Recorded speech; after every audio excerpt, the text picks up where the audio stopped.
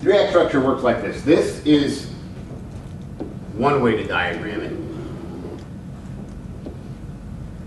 This is Sid Field, who wrote a book called Screenplay about 1979, 1980. Diagram 3-act structure like this. It doesn't have to be diagrammed like this.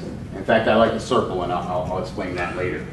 But the 3 acts, so this is Act 1, Act 2, Act 3.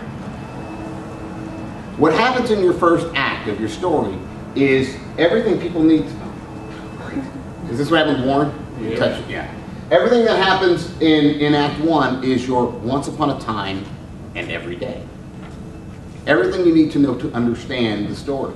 Here's a character, this is what they want, this is what's going to happen if they don't get what they want. This is their personality, these are the people they have to deal with.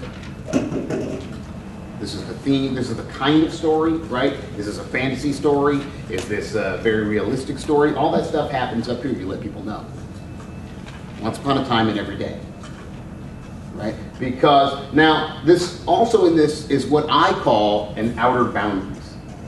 Outer boundaries, it can often be the very first thing, and it works very well if it's the first thing. And that is, how far is this reality going to go, right? Some realities have talking animals in them, right? So you want to get the talking animals up there as quickly as you can so people go, oh, animals talk in this reality. Right? Because people will believe the very first thing they see. So if you're telling a joke and you say a duck walks into a bar, people go, sure, okay, right? They'll buy it, they'll believe it, right? It's the first thing they've seen, they'll believe it. You watch the beginning of Raiders of the Lost Ark, you believe the rest of it because you've seen that. If you start with Indiana Jones in the classroom and then show him going, running away from a boulder, you don't buy that. So it has to be right away, as quickly as possible. Within this first act. Often the very first thing you see, but certainly within the first act. So you have an outer boundary. So you have once upon a time and every day, and you establish your reality, your characters, all that stuff. And what they want.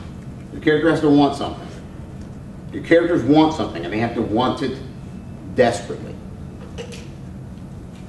Right? Essentially what a story is you have a character who wants something, and there's an obstacle to that goal.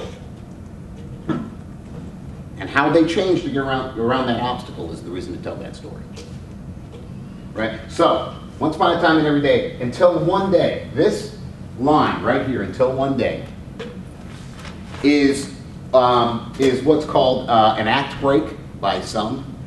You can call it an act break if you want. You can call it a turning point if you want. People do that. A plot point, some people call it. The old-time screenwriters would call this a curtain. And that was left over from, it's an old theater term, right? So, where you would drop the curtain between acts, right? And usually what happens here is some big event that puts the story in motion. Until one day, he got a job as a showgirl. Right? Now we're into the second act, right? You'll often see, like on a sitcom or television show before they go to their first commercial, there's some big event that happens right here at the act break, at the curtain. And then you come back and it's really the story. It's really when the story starts.